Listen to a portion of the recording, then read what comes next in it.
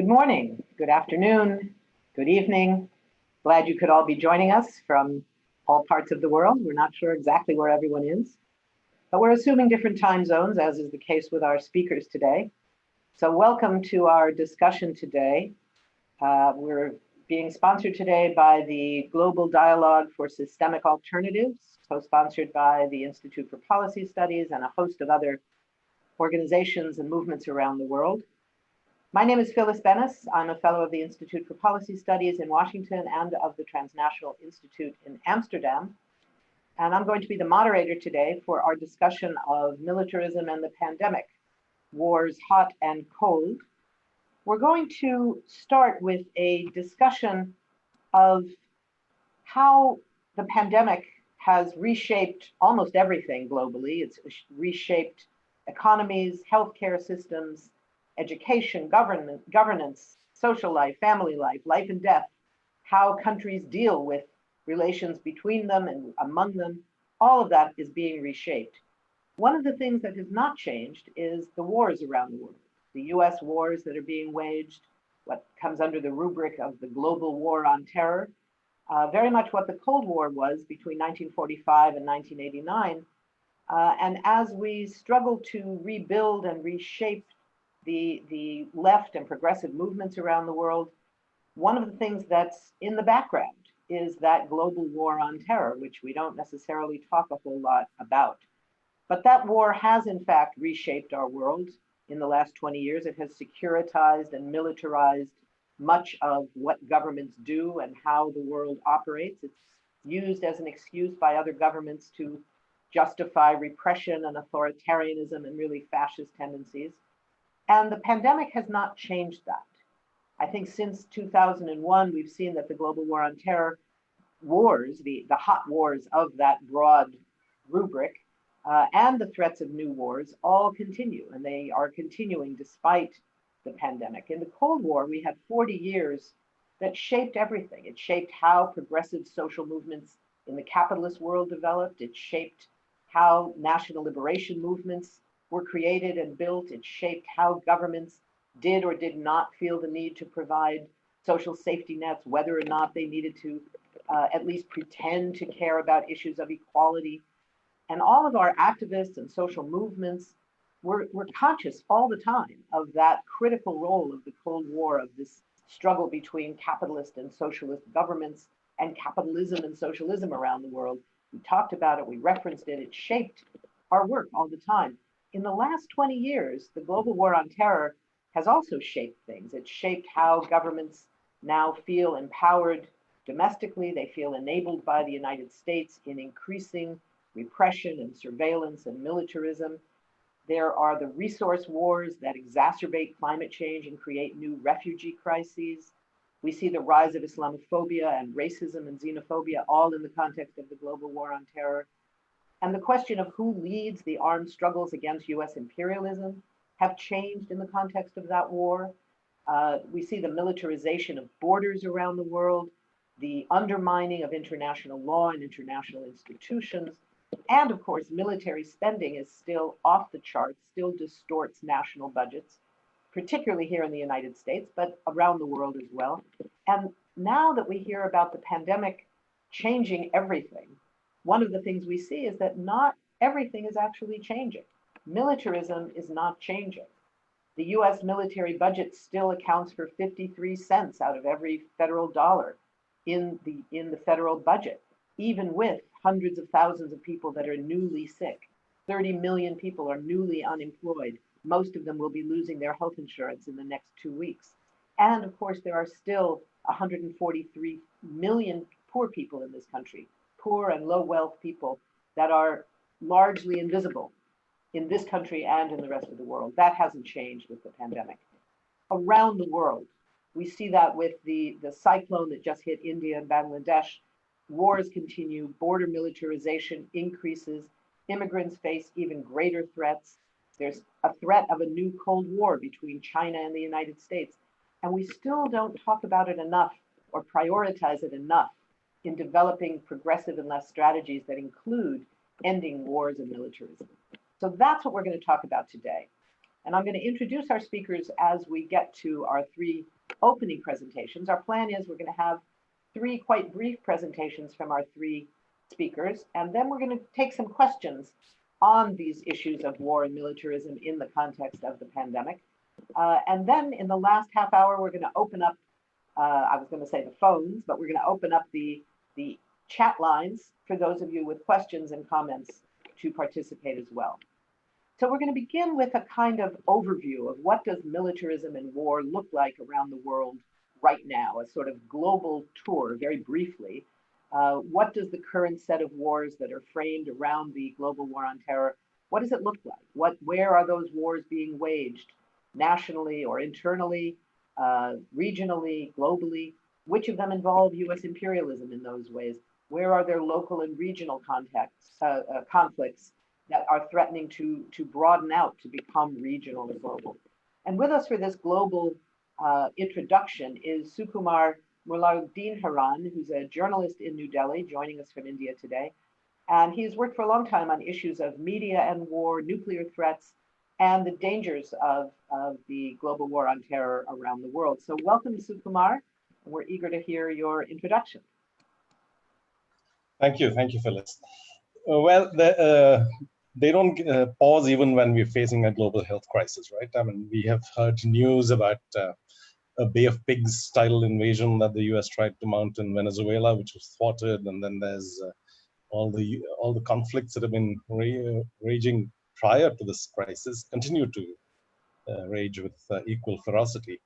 And in fact, I think United Nations Security Council has proved pretty inept in trying to arrive at some form of consensus to enforce some manner of a ceasefire among conflicting parties, at least for the duration of this health crisis.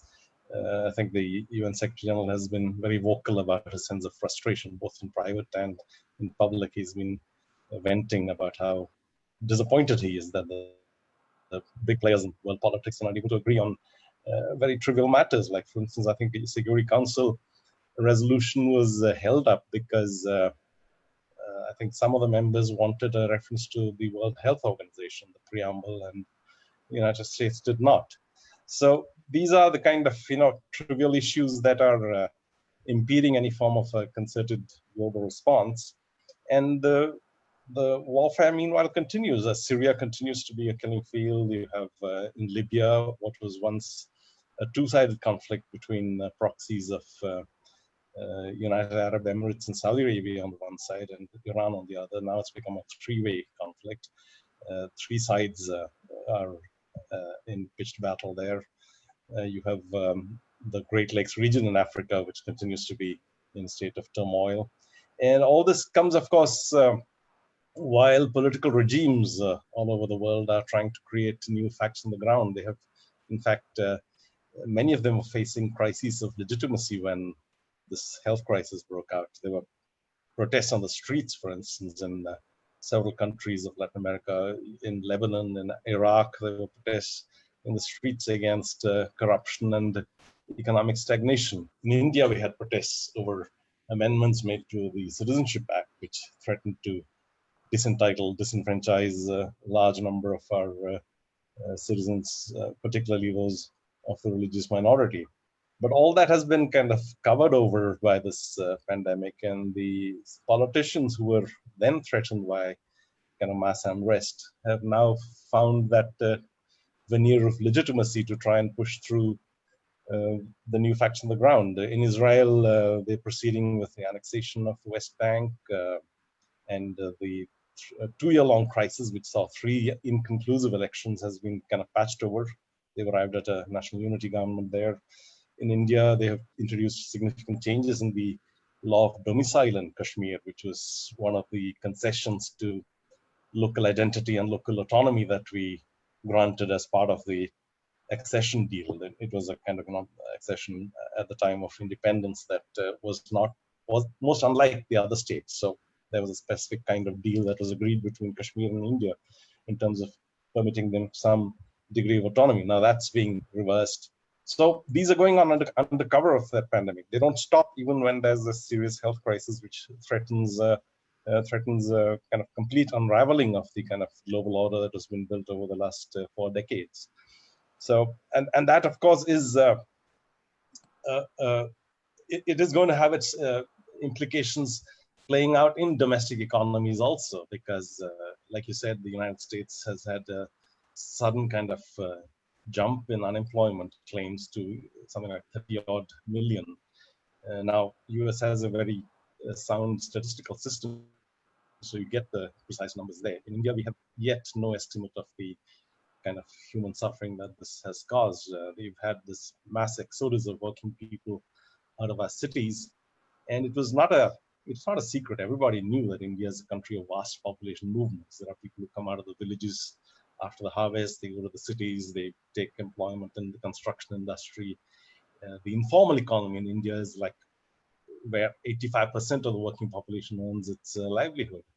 And that entire thing has been paralyzed. So you have this mass flight out of the urban areas, and just no allowance made in terms of means for them to reach back home. And they essentially have to call upon their own resources and depend upon whatever they could find on their ways. Many have walked miles and miles or cycled miles and miles. And it's a situation that makes a mockery of all notions of social distancing and so on. And when they reach back home, again, it's not clear that they have the means of sustenance there or the healthcare facilities available there to help them to tide over any possible crisis. So this unraveling of domestic political consensus is a kind of consequence of this crisis, and perhaps there is an active agenda which our governments are following to try and paper over these cracks with overt displays of military machismo to kind of externalize the threat in some way, and to seek another basis for repairing this broken consensus by focusing on an enemy outside. That, of course, will have its own consequences in terms of the massive interlinkages that have been built up between economies over the last 4 decades, and the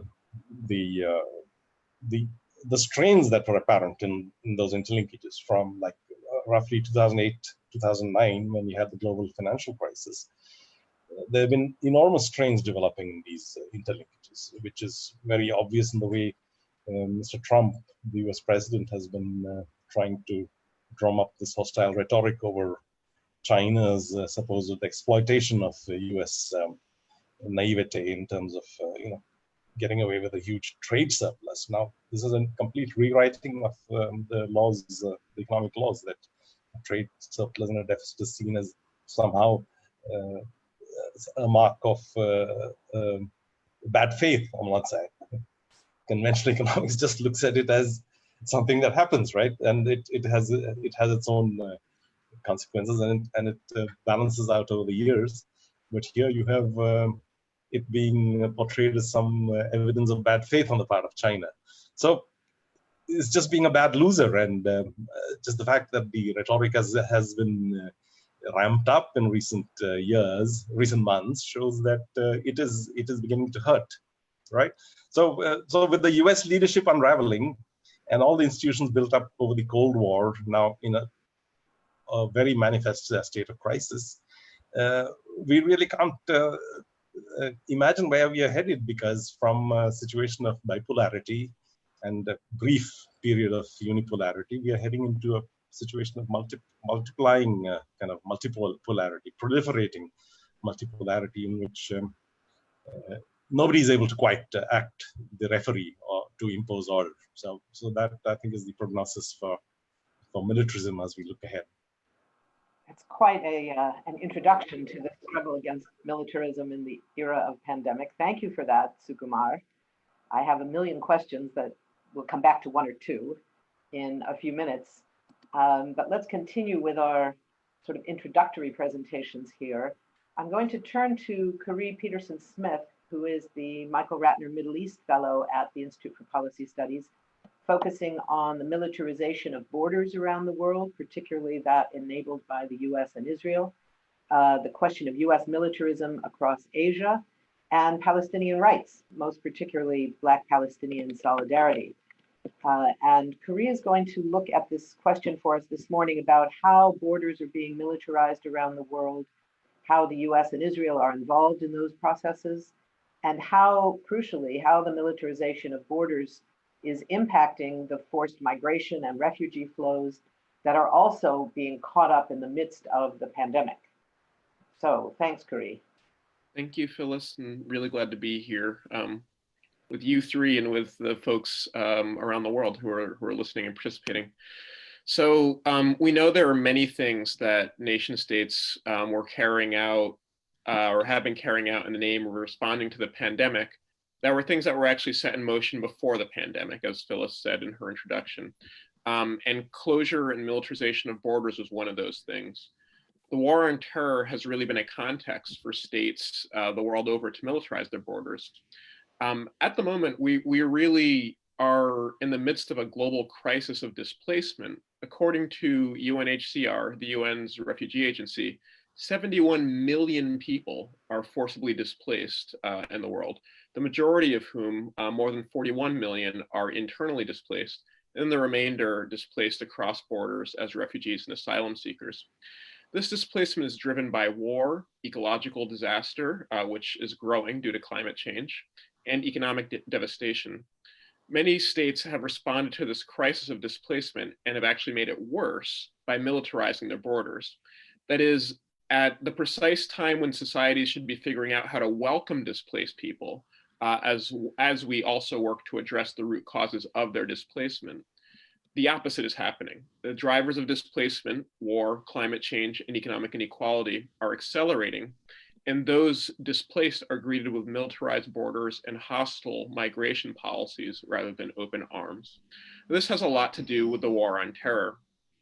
The US and Israel in particular have led the way in promoting an ideology that frames migrants, refugees in particular, as terrorists, which justifies fortifying borders, something that the US and Israel have also led in terms of developing practices and technologies for border militarization that then get taken up by other states around the world.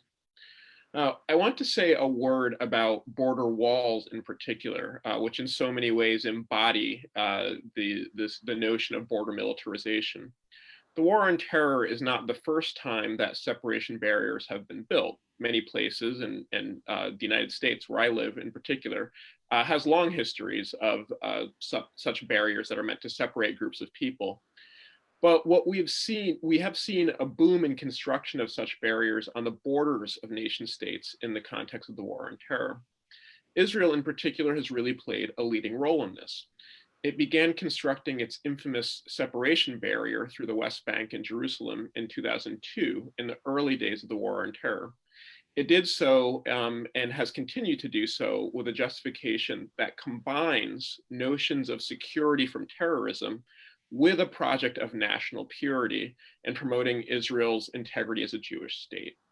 That is, we want to keep Palestinians out because they're dangerous and they're terrorists, and also they don't belong here because this is a Jewish state. We have seen that combination of kind of, on one hand, a rhetoric of security from terrorism, as well as a project of national or racial purity. That combination has been replicated subsequently elsewhere, certainly in the United States, but elsewhere as well. When Israel began such construction, it was met with condemnation initially by other governments when it was building this wall. It was condemned in the UN General Assembly. It was condemned by individual governments, including the British government.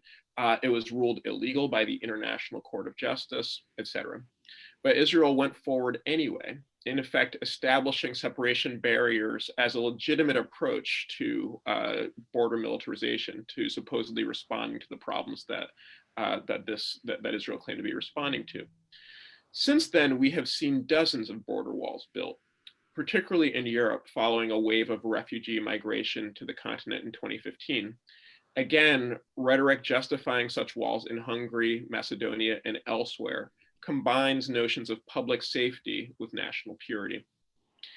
The US has promoted border militarization, of course, in a big way rhetorically since Donald Trump took office, especially his signature campaign initiative being building a wall on the US-Mexico border.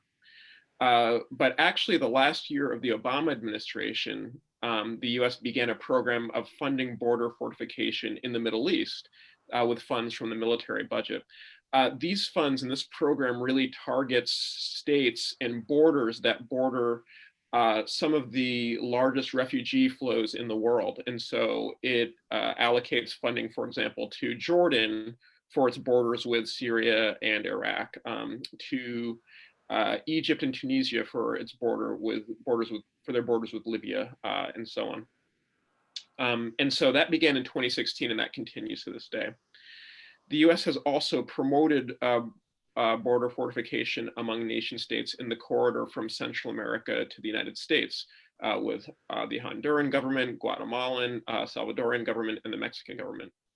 It has enlisted the technical know-how, of Israeli corporations for its own efforts on the US-Mexico border, as well as help broker collaboration between the Israeli and Honduran governments as they figure out how to keep Hondurans from leaving the country.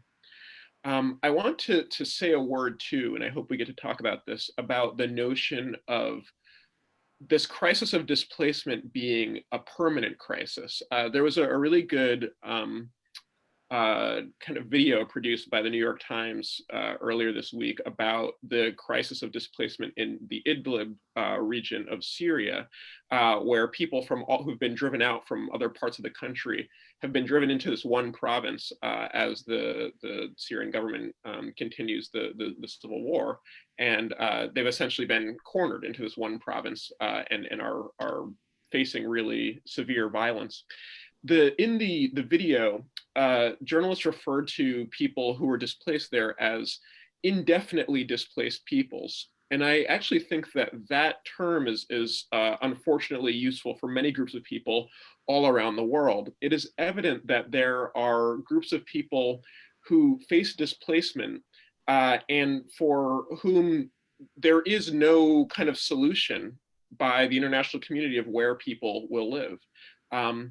And I think about, for example, the Rohingya people who've been displaced from Burma are facing displacement from Bangladesh as well. And there's no sense of where these people can live in a permanent way. I think that this is important not only because it helps us understand this global crisis of displacement that states have, on one hand, erected walls and done militarized borders in other ways without providing any solutions of where people can actually live permanently. It's also worth looking once again at Israel's history of controlling migration and refugees in particular. And when we think about the Palestinian population, it is in many ways the quintessential group of people who are indefinitely displaced, right? And so really over years and decades, Israel has honed practices of how to displace groups of people indefinitely that now are being taken up elsewhere. So I want to conclude by saying that unfortunately the United States continues to promote border militarization, certainly here on its own borders, but also Trump's latest speech in the UN General Assembly last year was all about defending borders in the name of national sovereignty and so on. Israel is actually, having built its separation border on the West Bank and in Jerusalem, is actually walling off the entire country. It has also built a border, or rather a wall on its border with Lebanon. It has built a wall on its border with Egypt. It is rebuilding a separation barrier around Gaza and so on. It is walling off the entire country, and it is really, it portends one dark future where the states of the world will wall themselves off. Because of the pandemic, borders have been closed off by many countries as emergency measures, and it remains to be seen whether governments have the intention of reopening or those borders or making emergency border policies permanent.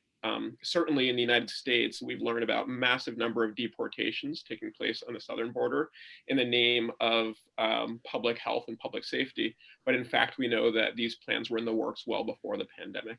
And so it really is up to us in the social movements to take up the question of border militarization and solidarity with displaced peoples as part of confronting the war on terror. Thank you. Thanks, Khury. That's a frightening look at not just the current, but the future versions of this set of wars. And the question of permanent displacement in the context of the immediacy of the current pandemic crisis is, with that getting all the attention, this becomes a much more dangerous reality for increasing numbers of people. So yes, we will come back to that. Our third introductory presentation is coming out of the recognition that this set of wars that are underway, the global war on terror as a framework, and other wars that are emerging around the world, certainly does not exclude other possible wars for the future. The possibilities of wars between the US and Iran, between the US and North Korea remain bubbling up.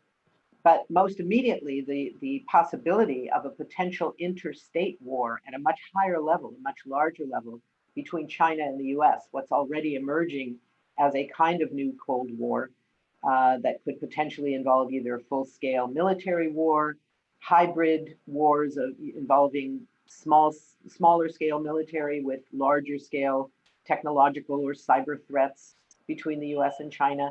And what would be the consequences, particularly at a moment like this, where there is a crisis that is so global in the pandemic that kind of a new division of the world becomes even more dangerous.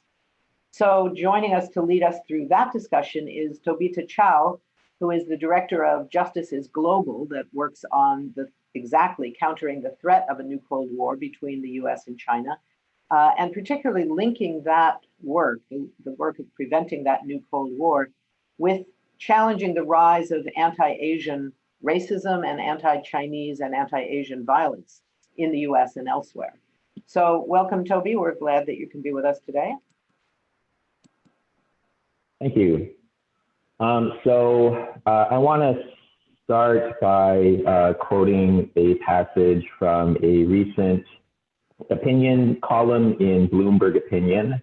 This was published on May 5th by Hal Brands, who's a very distinguished opinion writer. He is, according to his bio, the Henry Kissinger Distinguished Professor at Johns Hopkins University School of Advanced International Studies and a scholar at the American Enterprise Institute, which is a right-wing think tank here in the US.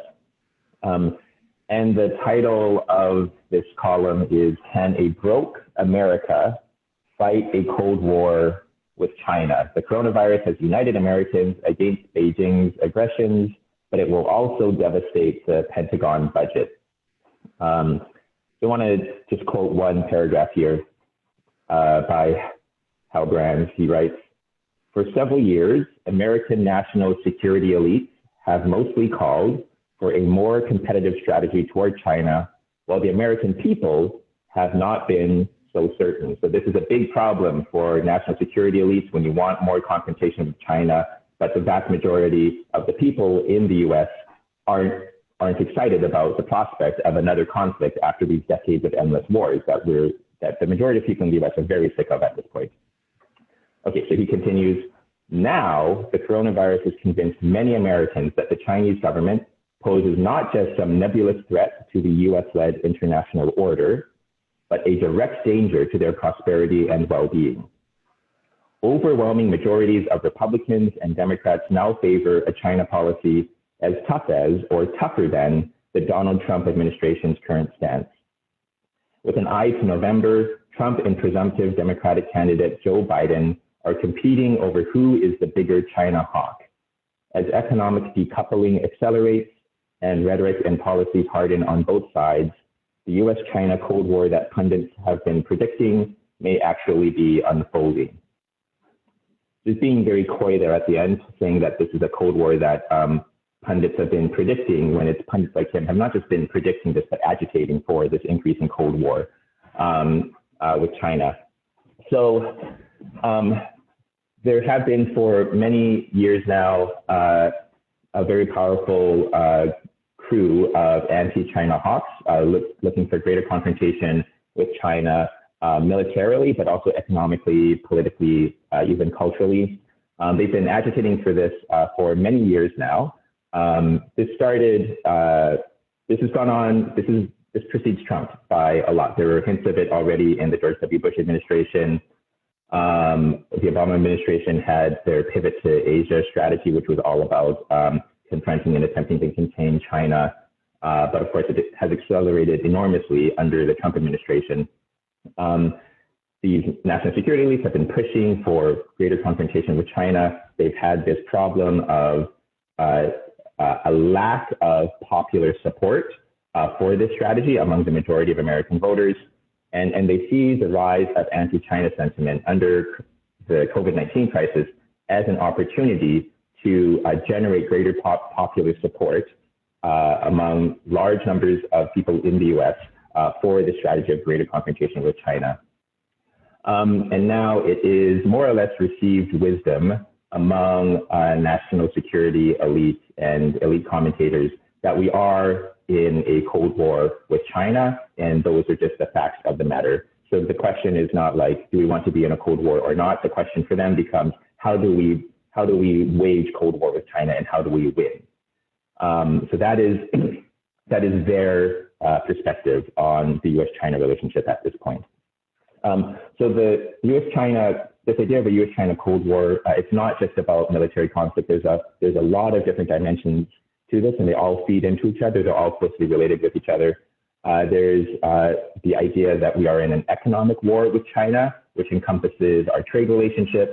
It encompasses competition between the tech sectors in the US and China, which is very key because in the eyes of our national security elites, military superiority against China essentially depends on tech superiority over China, and particularly in artificial intelligence. So maintaining the superiority of the US tech sector over the Chinese tech sector is essential to national security strategy in the US. There's an economic conflict over finance. There's a lot of fear over the increased investment into China relative to the US in the midst of the COVID-19 crisis, and fears over how much US debt China holds.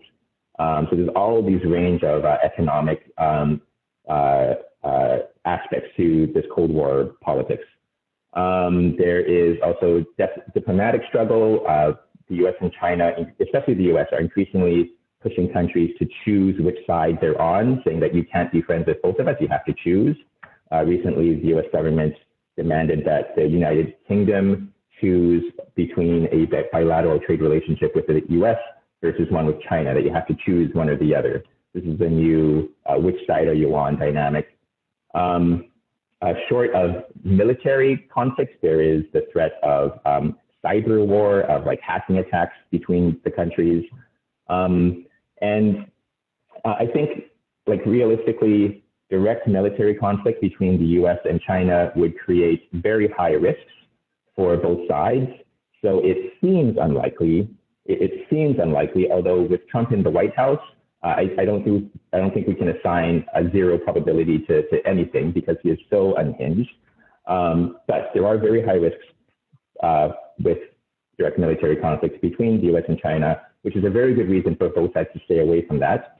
But short of that, we are seeing a severe escalation in non-military conflict and confrontation that is economic, that is diplomatic. So that is already happening. And military conflicts around in peripheral areas or proxy conflicts are also more likely. They will seem lower risk to both sides. So this could happen in Southeast Asia, in Africa or Latin America, where the countries are competing in the US sees a threat of the Chinese government and Chinese capital forming greater economic ties to those areas, and that this is a threat to US hegemony. And the scary thing is that every step of escalation creates greater risks. Cyber war can easily escalate into real war. Economic conflict greatly increases the likelihood of military conflict. So as the economic conflict continues to escalate, each step of the way, we're increasing the likelihood of military conflict. So we are currently on a dangerous trend. And I've been talking so far mostly about what's been happening in the US, but there is also within China a similar trend of belligerent anti-US nationalism. And a very dangerous dynamic here is that we have a feedback loop between belligerent anti-Chinese nationalists in the US and belligerent anti-US nationalists within the Chinese government. Every step of belligerent anti-China nationalism that we see from the Trump White House, every piece of China bashing gets used by nationalists within the Chinese state, and then they also escalate the conflict, and then that gets used by nationalists within the Trump administration. And it's a feedback loop that pulls that nationalists among the elites in both countries are engaging in with each other. It serves a purpose within domestic politics where if elites within the Trump administration can refocus the conversation on this idea of a US-China conflict, that can protect them against criticism from the Democratic Party or from us from below. And the same thing for elites in China. If they can refocus the conversation on this US-China conflict, then that can protect them from criticism from Chinese citizens. And so they both have powerful interests, powerful reasons for engaging in this US versus China belligerent nationalism. And it's creating this feedback loop on both sides. So I'll stop there for now.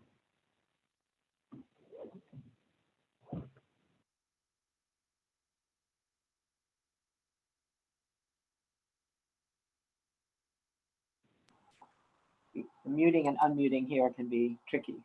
Thank you, Toby. That was a frightening introduction to the threats of what may already be a rising new Cold War. Thank you all for these very rich introductory presentations. We're going to move to some questions now for all the panelists. I was going to start with a couple of questions about the existing situation that we've been talking about. Sukumar, I wanted to follow up with you on something that you said in reference to the ongoing war in the Great Lakes region of Africa, the wars surrounding the Congo and that region, which again, although it's often in Africa called the World War of Africa, is often somehow ignored in the rest of the world, at least in the US and Europe, I would say. It's largely resource driven, the search for coltan, for our cell phones and all of that. I'm curious what you see in that set of wars. It involves half a dozen countries. How that war or set of wars is being impacted by the pandemic.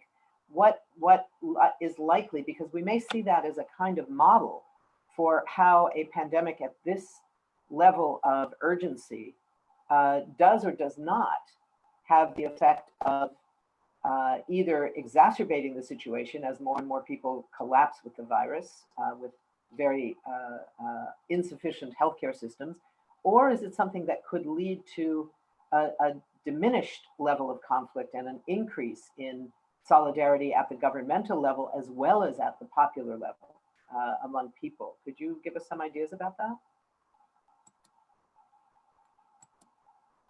And you need to unmute. Yeah, I would say that depends on the kind of forces on the ground that we have, which could kind of force the pace of change and create a favorable outcome. Because what's very evident there is that there's been this kind of catastrophic unraveling of domestic elite solidarity, let's put it that way, the elite solidarity which holds the kind of nation together despite all the diversities and kind of tribal and ethnic rivalries. There's been a drastic unraveling of that, particularly in the Congo and so on. And this is kind of fed into this resource conflict because the only source of economic progress and the kind of the competitive dynamic for cornering resources, because that is seen to be the only ticket to economic prosperity, has intensified, and it's fed into the underlying kind of group conflicts and created the fairly explosive situation. And the kind of retreat into narrow identities, which were in some manner submerged during the glory days of African unity, the early liberation movement and so on, is now complete. There's a complete kind of involution into narrow identities, which is like, you can't say that it's unique, because everywhere, against the promises of cosmopolitanism that you had as a claim made on behalf of globalization, you're seeing the same kind of retreat into narrow identities, a new kind of tribalism, so to speak. You see it even in the advanced Western countries. You see it in, as Khury was saying, the building of the wall in Hungary, right? With Viktor Orban being this prophet of the new narrow-mindedness, the new kind of narrow nationalism. So, there has to be a countervailing mobilization on the ground, and there has to be an alternative to the kind of resource capitalism that has been their only ticket to an entry into the global economy, and their means of securing some kind of the earnings to keep their economy running. So whether that happens with a new kind of autarkic economic structure where they reorder their internal kind of political dynamics, the social dynamics, they reorder that, and they agree, they arrive at a new consensus about how they share the benefits of whatever resources they have, and they have enormous resources. That's kind of, it's a curse, and it's also a benefit, right? It's called the resource curse. So they need to really work that out, and it's not clear whether they have those forces on the ground that are mobilizing to achieve those ends, because unfortunately much of that world remains cut off from us, and we don't get very much reporting of what goes on there, right? Although I'm sure there are any number of interesting political mobilizations going on there, we don't get to hear very much about that. So if you find a sudden dramatic change happening tomorrow for the good, it'll be good. It'll be a surprise, but it will be something to really hope for. Thanks. It's one of the classic ironies of how industrial capitalism has developed in this era, that cell phones and the related technology has become so widespread around the world that we can find out in many places exactly what's going on at the moment. People even in outside of Calcutta were posting video today of the storm as it hit. In very poor areas, somehow some people have access to cell phones, but not everyone does. And the communities where the stuff that makes those cell phones possible, the coltan, are among the least likely to have access to that technology. So thanks for reminding us of that. Yeah, the resource curse, right? That's the exactly. Curse, right? And the resource wars. Mm-hmm. Khury, let me come back to you for a minute with something that you referred to in terms of the Israeli model about this question of the walls and being used for separation under the excuse of stopping terror, but also having this idea of religious purity to divide the country. I'm wondering if you see this question of the rise of racially or religiously pure countries that's emerging in places like Hungary, places like Brazil. Certainly it's rising in the United States and elsewhere, in the Philippines, elsewhere, with all of the relevant Islamophobia and xenophobia that emerges within it, the attacks on immigrants. Is that tendency something that you see as defining new wars? And within that, how are you seeing the movements for immigrant rights in those contexts also taking up the struggle against the potential for military conflict as a result of those developments? That's a great set of questions. So one thing is, of course, when we talk about kind of displacement and border militarization and migration policy in the context of the war on terror, part of it is understanding that there are, on one hand, long-standing I don't know, histories of discrimination, right, that became sort of recast in the context of the war on terror, right? There's a really good book talking about how migration has changed, migration policy has changed in the United States by this person, Alfonso Gonzalez, called Reform Without Justice.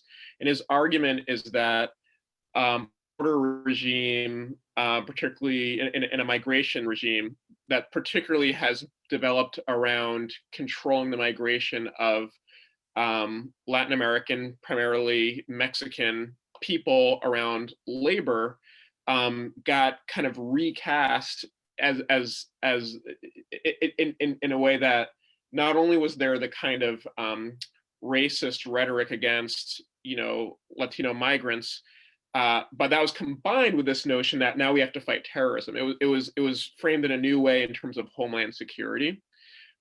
So it has produced its own kind of dynamic, and I do think that it ends up helping to fuel wars for sure. And we've seen that in various places all around the world. I think about a place like Kenya, where you know, Somalis Somali migrants are discriminated against, are confined to refugee camps and so on, and they are considered, they're not only cast as threats in the way that migrants are often cast as threats to nation states, they're considered terrorists, and they're Islamic terrorists, and so on. So I do think that it helps to fuel war making. And I think that what your second question, which is how do movements in solidarity with migrants take up a kind of anti-militarism, I think is a huge challenge. I have to say, you know, speaking as somebody located in the United States, I think that we have really been struggling, frankly, to make the different all kinds of connections. There's been such an all-out offensive on migrants from various parts of the world entering the United States. In some contexts, I think there's been a better ability to connect it with wars. So, for example, the Muslim ban that Trump implemented immediately, basically one of the very first things that he implemented upon taking office, I think for many people was very obviously tied to war. I mean, the countries that were listed on as places where people were restricted from entering the United States, these are places that the US has been actively bombing or otherwise hot, you know, places like Yemen and Somalia, and places like Iran, which the US has had designs on and had other aggression by other means, even if it hasn't been actively bombing Iran. And so I think in that area, there's been more kind of that connection, but I think that we have a ways to go in terms of really understanding that the various groups of people, of migrants who are discriminated against, this is about the permanent war that the US is also waging. So I think that's the challenge here. And I think in various ways, it's a challenge elsewhere as well. Thanks, Khury. I want to get to this question of our movements, and that's a big part of what these webinars are designed to do, is to engage us in discussion about global strategy, about the strategies in our own countries, how we build our movements. But I do have one follow-up question for Toby first, which goes to this issue of, as we look at the threat of a new Cold War erupting, or maybe already has erupted, and the danger of it becoming hot in certain areas between the US and China, in the context of this pandemic, to what degree do we see this phenomenon that we've identified in other areas about war as a distraction from the political insufficiencies, particularly on the US side, of course, where you see the effort of the Trump administration to turn blame for the pandemic to the scapegoating of China and the scapegoating of the United Nations, particularly the World Health Organization. largely to distract from the failures of the Trump administration to respond in anything remotely resembling a coherent way to the early stages, let alone now, of the pandemic's eruption. So I'm wondering, Toby, how you see that that danger of increased focus on militarism as a result of this effort to distract public opinion, to distract political opposition, that sort of thing, at this moment of the pandemic. Yeah, I think the risk of the Trump administration and the Republican Party in the U.S. using militarism against China is a distraction. I mean, I'm freaked out about it. We have this tradition in U.S. politics of the October surprise, where, you know, the presidential election happens in November, and then there's a tradition of, in October, one or the other party engineering some sort of big event that they think is going to swing the election in their direction. And I think a very obvious October surprise for the Trump administration, which is struggling mightily with the impacts of its horrible mishandling of this crisis. All the polls suggest that Trump is in trouble and the Republican Party is in trouble as a result of this. The obvious October surprise is to pick a much more escalated fight with China. So that's absolutely part of the dynamic. I think it's also important, though, to understand that this rise in anti-China politics on the Republican side, and that which is also getting picked up by Biden and some leaders in the Democratic Party, that they're competing now with Trump over who's going to be tougher on China. But this is not just a matter of opportunism. It's not just a matter of needing a distraction from the mishandling of the crisis. It does also serve these longer-term interests from the anti-China hawks in the national security establishment. They've wanted greater confrontation with China for years. There's also this crew of right-wing nationalist ideologues in the Republican Party that for them, one of their priorities is the threat that China poses to U.S. supremacy all around the world. And they want a more confrontational stance towards China for like the glory of the U.S. nation. They have a vision of how to remake the U.S. economy and U.S. society by uniting the country around confrontation with China is the big enemy. The idea that a big foreign enemy is what it's going to take to finally unite the country. So there are these pre-existing agendas that see this rise in anti-China sentiment as a real opportunity. So it's not just that Trump needs a distraction in order to win an election. It's also serving this agenda for U.S. society and the U.S. economy. I will say though, like there is some good news in here, which is even though anti-China sentiment is rising in the U.S., there was a poll released recently that found that yes, anti-China sentiment is rising at the popular level in the U.S. But even so, a strong majority of U.S. voters believe that we should prioritize cooperation between the U.S. and China to beat the COVID-19 crisis rather than confrontation with China. So there are a lot of people who think like, yeah, I'm worried about China, but that's not what we need to be doing right now. We need to be cooperating across borders to beat this thing. So that's a real opportunity for us. Thanks for that. What I'd like to do is shift our focus a bit from what the challenges are that we face to our movements and how we're responding to that. And in looking at this, we know that within a lot of powerful countries, again, most notably the United States, but certainly others as well, there are far greater differences between political parties on economic issues, on issues of social justice at home, on a whole host of domestic issues, including on how to deal with the pandemic. Big differences there, much bigger than the differences over militarism.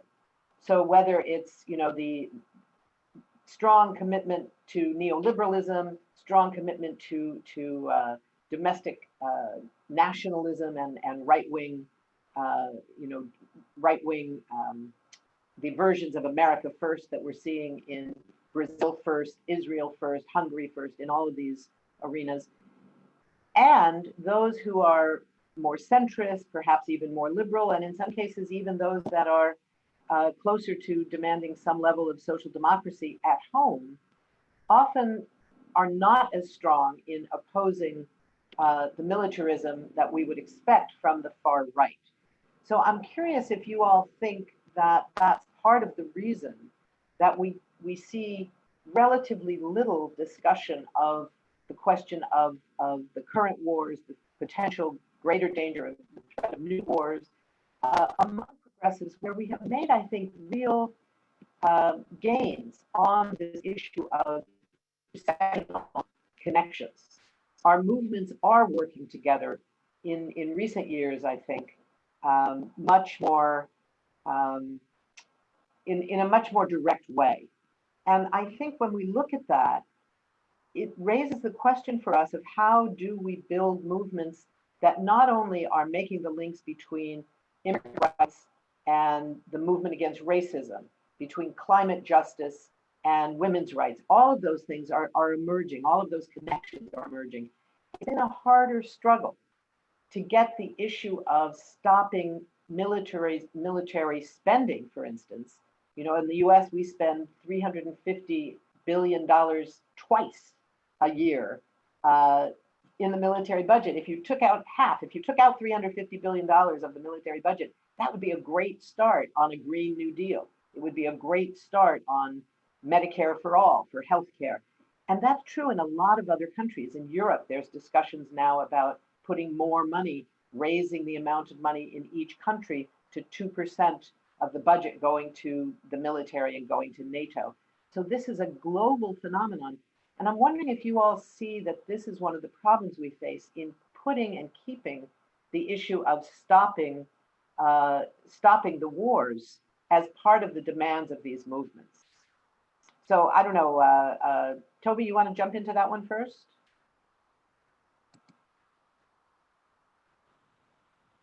Yeah, I think there's definitely more we can do to connect the dots between U.S. militarism and basically every other part of the progressive agenda that everyone is fighting for in the U.S. And that this is a crucial part of how we can build more power to oppose militarism, which strikes me as a very urgent task. I'm not sure that we have anything that would count as an anti-war movement in the U.S. at this point in time. It's so fragmented. Like, there are very good progressive foreign policy groups and peace groups, but it's not really a social force that the ruling class has to contend with. And we need to start fixing that quickly. And definitely a place to do that is to connect the dots between things like U.S. military spending and the prospect of escalating militarism and things like our fight against the climate crisis. One of my colleagues now has a sign on his wall. So I have a colleague, Sean Sebastian, who organizes for the Green New Deal. He has a sign on his wall that says Green New Deal or World War III. Like, these are the two options. We have the Green New Deal, where we actually address the climate crisis, or we're on a path towards global war with China. And these are the two paths. And I think that is a helpful framing. And so I think connecting the dots clearly, figuring out how to tell that story in a way that is going to be accessible to a mass audience that can reach masses of people, I think is a really important piece. I think another piece of what needs to happen is part of what needs to happen is we need to change what the left looks like, because I think the people who are most directly suffering the impacts of militarism are all too often like too far removed from the left. So the working class people, in particular communities of color, who suffer, who have this thing like the economic trap, where they're pushed into enlisting in the military for economic reasons. are they represented in our movements the way that they need to be? I also think about the role of diasporas in the US, in particular diasporas from the Global South, from China and the Global South, where their countries of origin are going to be impacted by this increasing march to war, are already impacted by the wars that the US is already prosecuting around the world. Are they represented in our movements the way that they need to be? Because maybe they have a clear sense of self-interest in stopping US militarism because they see the impact that it's having in their countries of origin, things like that. Yeah, thanks for that, Toby. Sukumar, let me ask you the same question. Looking at it in India, in the context of both India's conflict in Kashmir, the conflict with Pakistan, and the whole question of tension between India and China, that are clearly going to be impacted. Potential new Cold War rises and gets consolidated here. How do you see that playing out on the regional organizing of movements in terms of the movements, especially against poverty, which is so desperate in those parts of the world? How do we envision people facing those kinds of challenges, taking up the military side as well?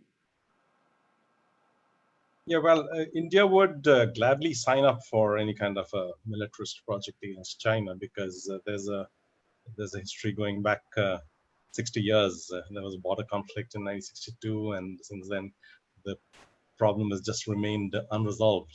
And in recent times, some of our neighboring states like Nepal, Bhutan, and so on have got sucked into that the vortex of that conflict. There are scuffles that occasionally break out between border guards on both sides, and there are displays of ill temper which the military command is unable to restrain. So there is a risk that things could just kind of boil out of control, and a small little incident could trigger something larger. And also there is the other very ambitious project that China has launched, the Belt and Road Initiative, in which Pakistan is an integral member, and some of that infrastructure will be laid through territories that are currently under Pakistani control, which India claims as its sovereign territory. So there's much heartburn and resentment over that. So yeah, well, the pandemic has exposed several of these fault lines, because we are a very vast country, and there are citizens of this country who, in our northeastern region, are akin very much. Their physiognomy is very akin to the Chinese, so they get kind of discriminated against. They get abused in other parts of this country as kind of spreaders of the virus and so on. So there are these fault lines that have come out, and the key here, I think, is that we're getting more and more narrowly involuted into this narrow nationalism, and that the spirit of common problems, which we need to address in a spirit of shared humanity, has just gone missing. And I think we just passed the centenary years of the First World War, and maybe those were the last time we actually saw a prospect of some manner of internationalism among the European working class movements. And that, of course, was kind of completely destroyed by the war itself, and ever since then has never quite been reconstructed. But exactly as you say, we are facing multiple crises at this time. We're facing this crisis of national identities. We're facing a crisis of climate, which is something that is kind of looming ahead of us and kind of galloping towards us at a pace that we cannot even begin to imagine. And there's all this talk now about the Arctic permafrost melting down and releasing all kinds of lethal viruses. And so just a year back, we saw that very encouraging sign from Europe of the youth rebellion against the indifference on climate issues. And again, promising movements get buried because kind of larger crisis overtakes them. But I think we should restore that spirit of rebellion against this continuing indifference on the really desperate, dire problems that we're facing as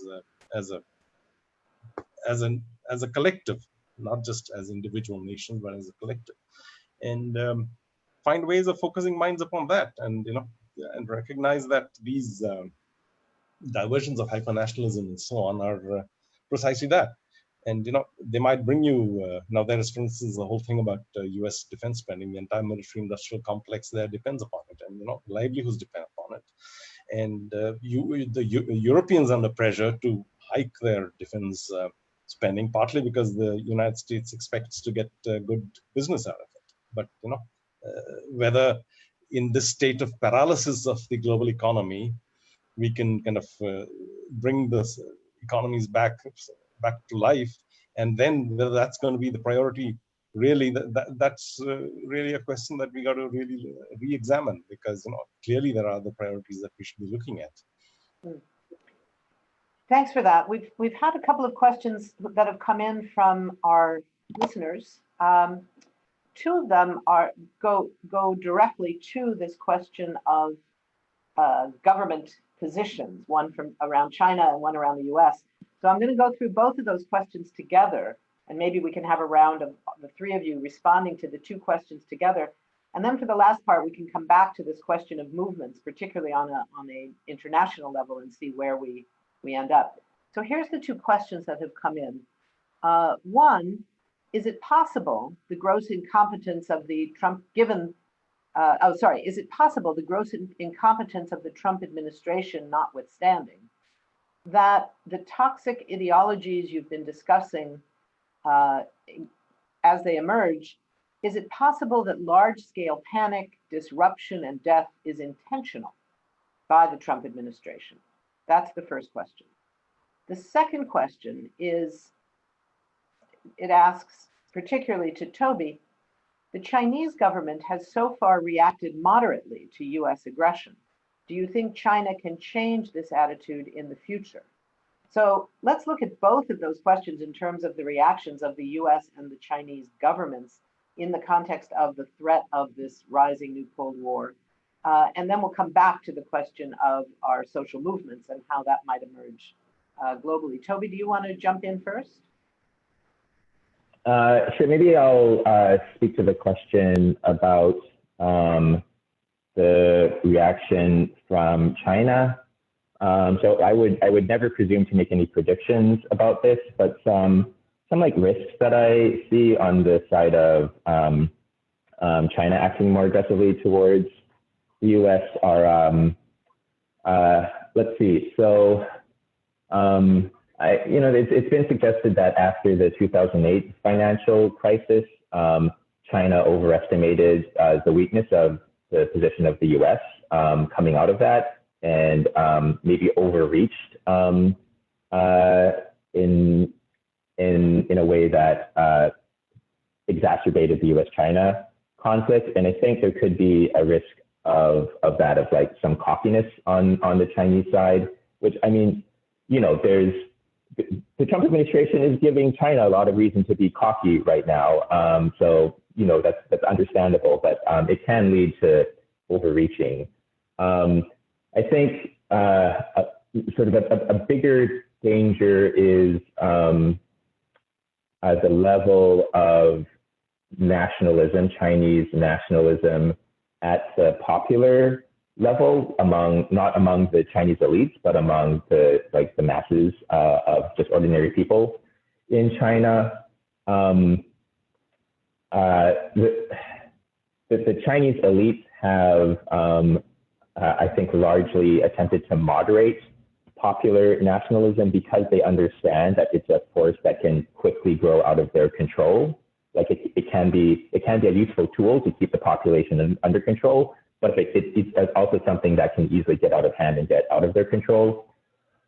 So I think there are scenarios where popular nationalism could become a force that pushes the Chinese government into a more aggressive stance. And there are moments when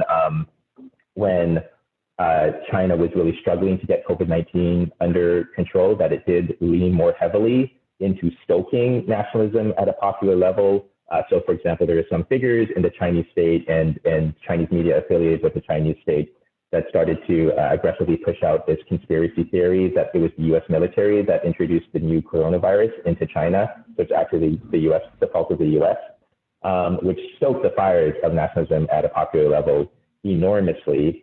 And that was motivated, and I would guess, in part so that to sort of deflect popular criticism of the Chinese government's mishandling of COVID-19 at the time.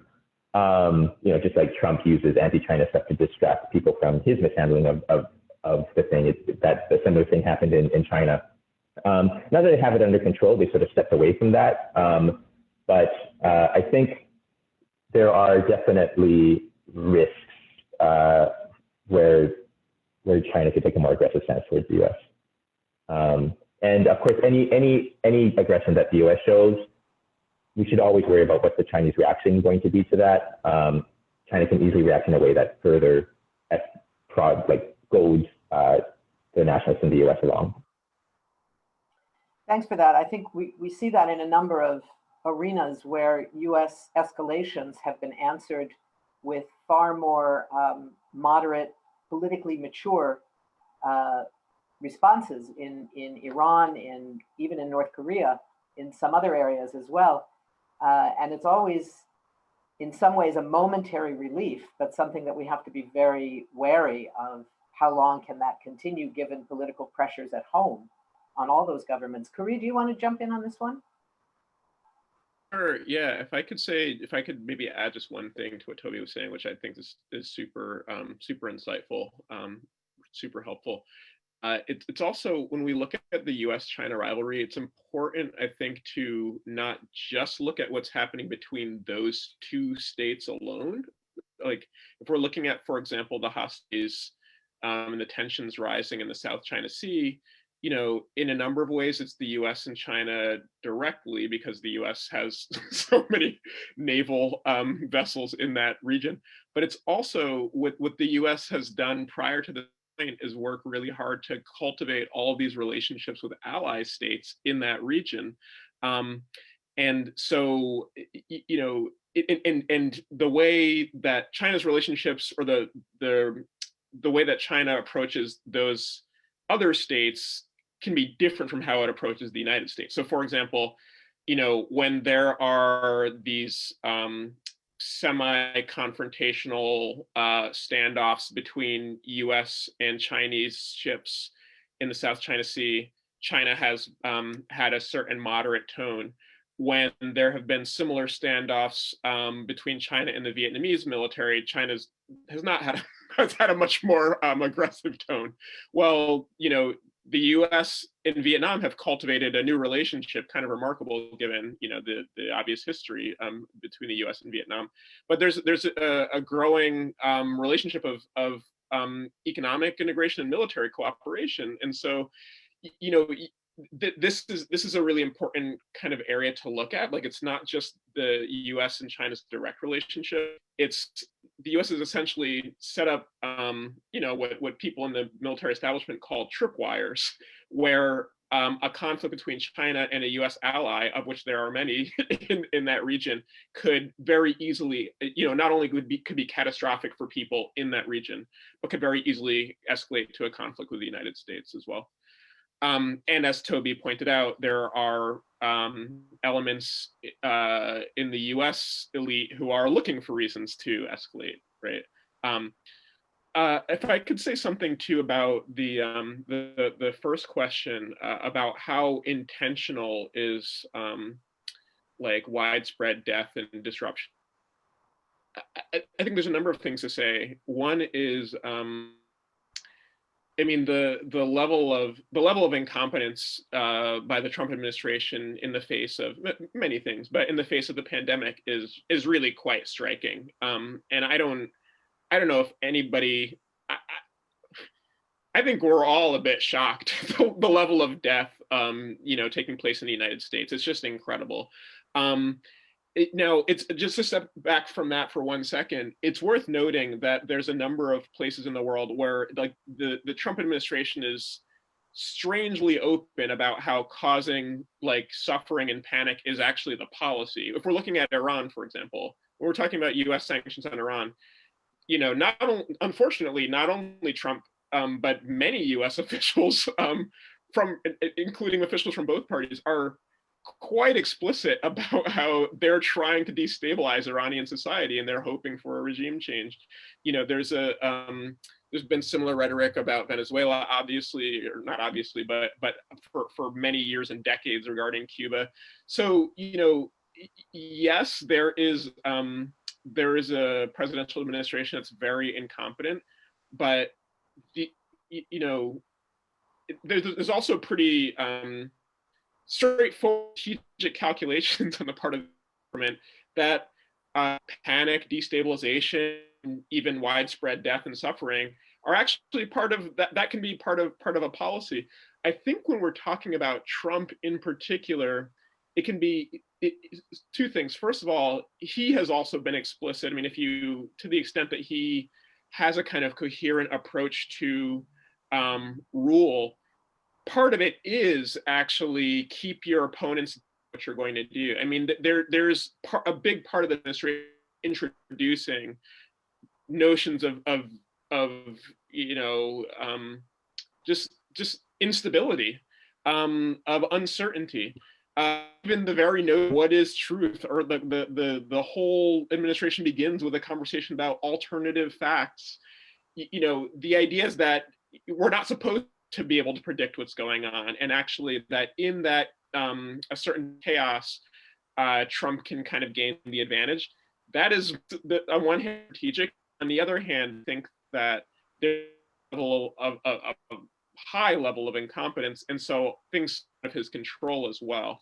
And that's true for a number of things, including, I think, to military hostility. I think that they will, for example, repeatedly we've been brought to the brink of conflict with Iran, or of an escalated conflict with Iran. And it's actually not clear to me, you know, and Phyllis and I talk about this at work all the time. It's not always clear to what extent is this an intent, like, does he want a war with Iran? Doesn't he realize how catastrophic that would be? And it's like, I don't know. I don't know the extent to which he's thought it through. So I think it's bizarre mix, really, of intentional disruption and incompetence and thing. And so, as Sukumar pointed out in his opening presentation, the United States doesn't call in the way it once did. So there are things that the people who run this country used to control no longer can control. Thanks, Khury. I want to go to this question of our movements in the last moments. I just want to mention one possibility on this issue about the Trump administration that I think is just something to think about, which is that along with the incompetence and the goal of, in some cases, like we see in Iran and elsewhere, that the goal is to create suffering for a specific political reason. This is also an old story in the United States. This was true in Vietnam. Richard Nixon talked about scaring the North Vietnamese government by being so aggressive that they would never know what was coming, and they would be afraid of the possibility of the use of a nuclear weapon, and that would bring them to the negotiating table. So this is an old story. What's different here, I think, is that this administration, along with the incompetence and the willingness and eagerness to incite social movements of racist violence and misogynist violence against people around the world, and particularly in the United States, you have this reality where it appears that this administration and Trump himself is not really accountable to any of the understood factions of US capital or of the US ruling class. That it's a very narrow concern with person, family, and that's about it, and not accountability even to a particular sector of the ruling class, which makes for a very dangerous reality. Now we have about 10 minutes left, and I'm hoping that in that we can switch to the last and in some ways most important part of this, which is to talk about strategy. You know, what are the kinds of strategies we can envision at the global level that we could also use at the local level, at the national level, at the regional level in all of our work that would encourage and help the social movements that exist and that are on the rise the movements that are focused on opposing racism, on fighting for immigrant rights, for climate justice, for women's rights, for LGBTQ rights, for economic justice, for labor rights, for all of those things, how do we encourage and help them to also take up the demand to end wars, to end militarism, to cut the military budgets of all the countries where these challenges exist? So Sukumar, let me jump on you first for this one, and we have just a few minutes for each of us to go back through this on our movements.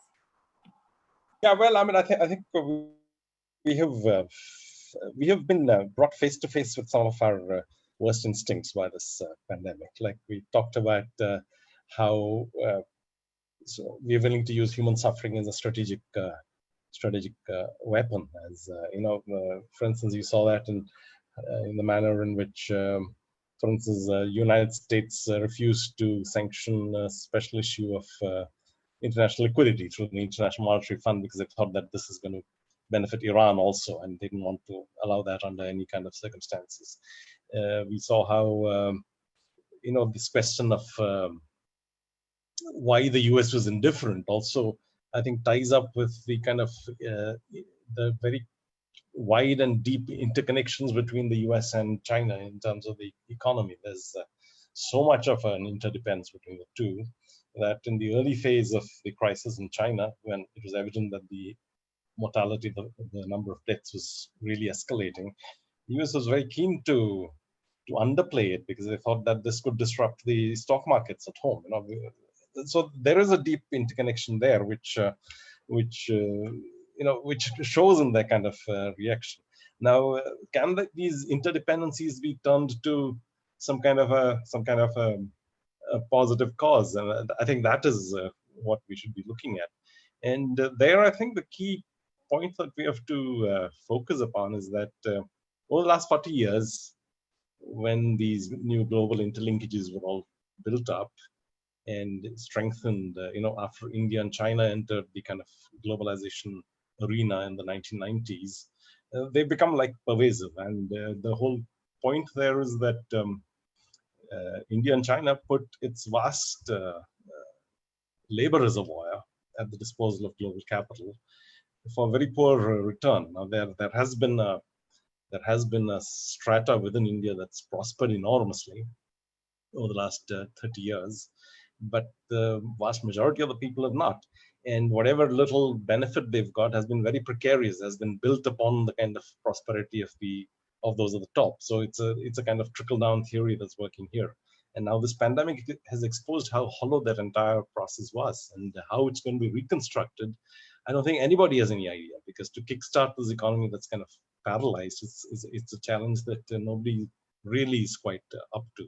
So it is a time to kind of step back, and it's time to rewrite the record of the last 30 or 40 years, and to restore those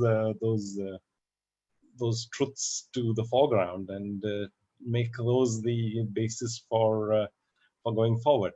And among those truths, one of the most important ones would be that this doesn't work for all, that the reign of global capital without also ensuring a charter of rights for labor of all sorts. And when you're talking about mobility of labor, there has to be security of this of labor in terms of the places they go to and so on. So in a broad sense, if you define the need to restore symmetry to the bargain globally and within each of these nations, I think you can attract more and more participants, and these the climate movement and so on could find common cause in that broader kind of platform.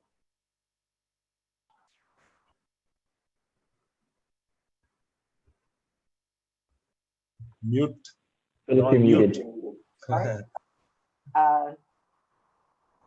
That notion of providing for the rights of a global workforce as we rely on the global labor has, come to the fore in a powerful and very provocative new way through all of this.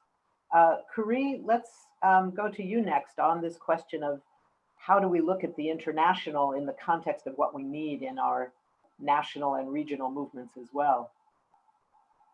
Right. Yeah. There's so a few things come to mind.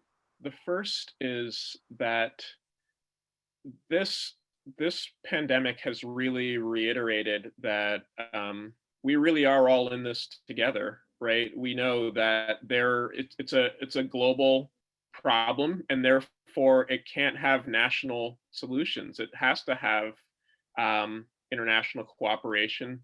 And actually, if there was more international solidarity and more international consciousness, then I think that the pandemic could have been the impact could have been lessened if people in this country, and if there was a conversation in this society that treats folks in China as important as folks located within the borders here, then we would have all had a conversation about what was happening in Wuhan and had taken it seriously. There was a really heartbreaking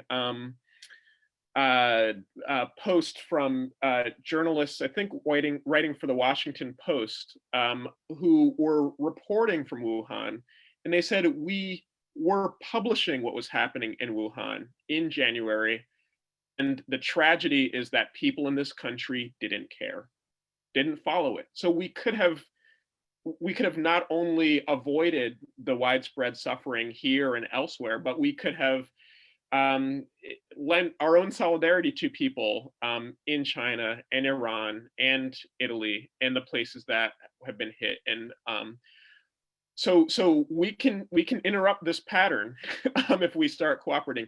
The other thing is, I neglected to mention in my opener about the displacement crisis, that one of the problems with it, the horrifying realities, is that it has produced a large number of people stuck in refugee camps who are particularly susceptible to infection, to all kinds of infection, but particularly COVID.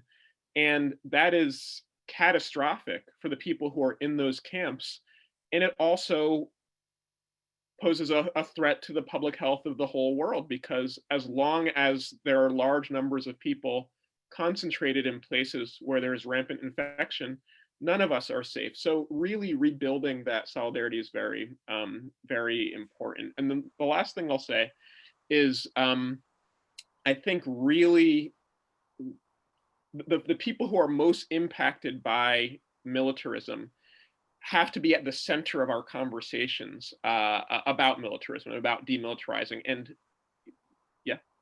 No, we need to wrap up in a second. But wrap up. I'll just end by saying, before the pandemic, for those of us following what's happening in the Middle East, the big news out of Iraq was a massive social movement that was really shaking up Iraqi society and raising all kinds of questions about what kind of Iraq there should be, including questions about the massive US presence and the legacy of US wars and ongoing US wars in Iraq. If those of us here in social movements were more keyed into that struggle and in solidarity, it could have given us not only impetus to build solidarity with Iraqis, but also look at the role that US militarization has played in holding them down, and brought more onus on us to demilitarize. So more of that solidarity is really important. Thanks for that. Toby, we have the last moment for you, and then a closing word, and we're done. Thanks. Go ahead, Toby. Great. Yeah, so two places where it's the opportunity have already been mentioned, that we can organize around the transnational links that the neoliberal political economy has created for us. And one place that we see that is the presence of diasporas from everywhere in the US, and the presence of diasporas everywhere in every country, like increasingly. Using that as a place to start to build transnational solidarity. A second place is the fact that it is very clear that we need global solutions to this global problem, to the point where, even though, like I said before, a lot of people have this growing anti-China sentiment in the US, the majority of American voters think that global cooperation should be the priority right now.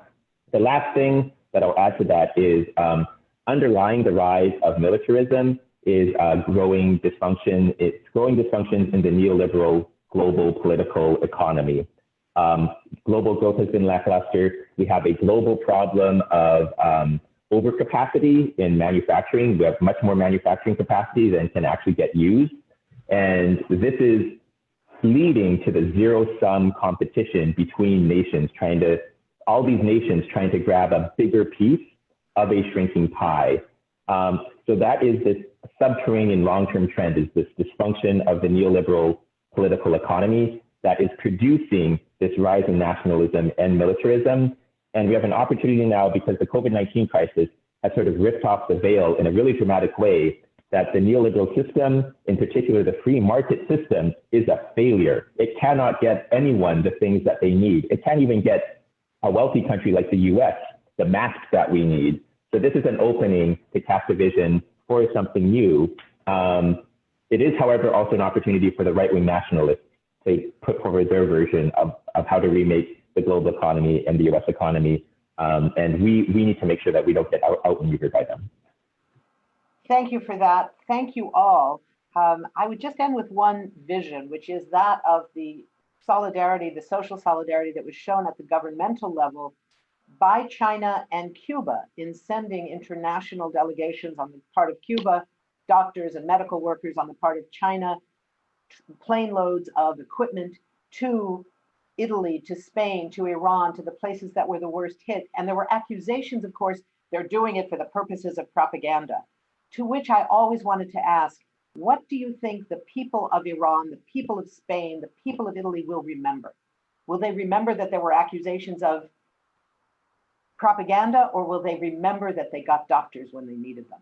So the notion of solidarity, both at what we have to fight for our governments, is to recognize what people need, that this is at the human level. We need solutions for the level of humanity. That's how we build social solidarity. And I want to thank our wonderful speakers for the presentations from today. I want to thank people who were listening and those who will see it in the future. Thank you all. We look forward to being in touch again. Again, this was sponsored by the Global Dialogue for Systemic Alternatives, the Institute for Policy Studies, and some other organizations. And we wish you all health, stay safe, stay strong, and keep fighting. Thank you.